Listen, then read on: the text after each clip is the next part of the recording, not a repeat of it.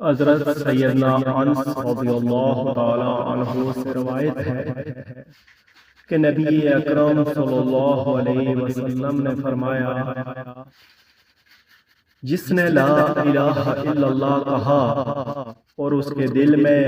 جو کہ دانے کے برابر بھی نیکی ہوگی تو وہ جہنم سے نکال دیا جائے گا، اور جس نے لا الہ الا اللہ کہا اور اس کے دل میں گیہوں کے دانے کے برابر بھی نیکی ہوگی تو وہ بھی جہنم سے نکال دیا جائے گا، اور جس نے لا الہ الا اللہ کہا اور اس کے دل میں ذرے کی مقدار جتنی نیکی ہوئی تو وہ بھی جہنم سے نکال دیا جائے گا۔ باحوالہ مشکوٰ شریف۔